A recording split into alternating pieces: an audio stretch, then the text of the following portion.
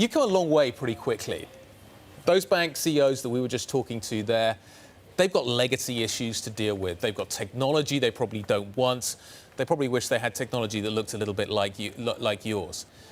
Yet becoming a startup bank is incredibly difficult. Breaking the hold that they have on the banking market is incredibly difficult. How hard is it at the moment to make that happen? And how big a difference is there between a legacy bank and a bank like yours? I think running a startup is always difficult, but I think it became easier with with new licenses, with new regimes for banking license, and then with new technology as well. So, as example, we launched in 2015, and then within 4 years we're able to get banking license. We're able to launch free money transfers, free FX, free stock trading, insurance as well. So it's becoming easier and easier. And the reason why we're doing it so fast is just because we have new tech, we have technologies, and we don't have a big legacy background that banks have.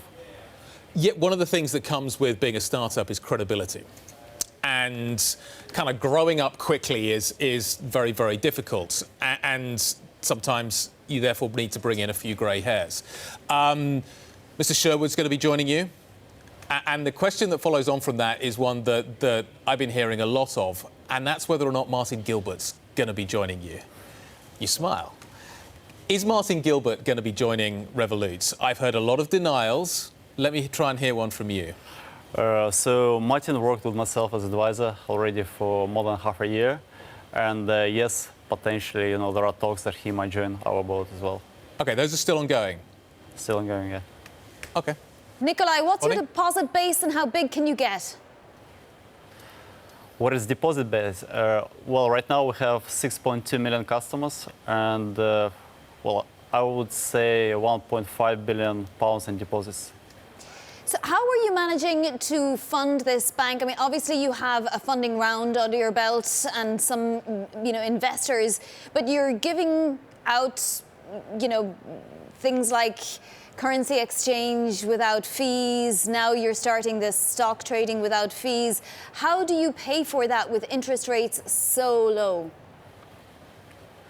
Well, generally we have different ways to make money on trading. For example, leverage. Then we also have a metal account where users pay subscription.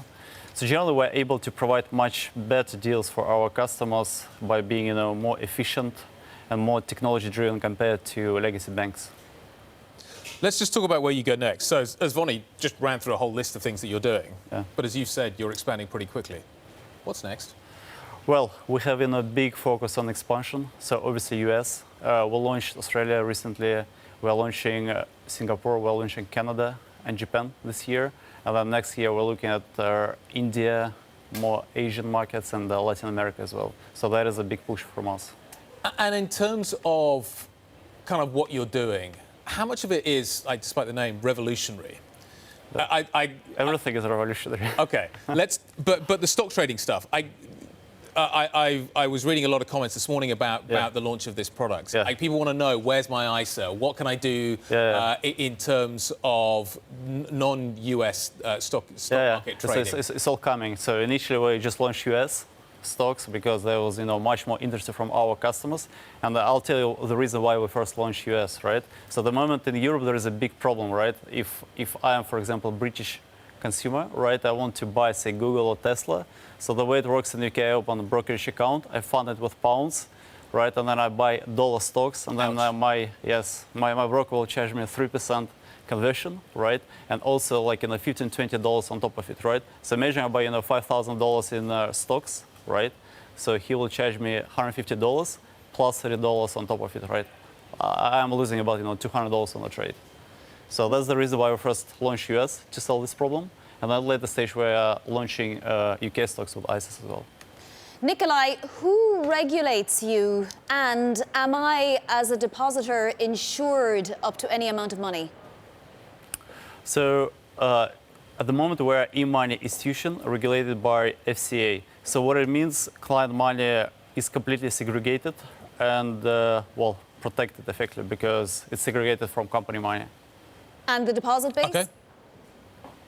So it's the same with deposits. Deposits, they're segregated.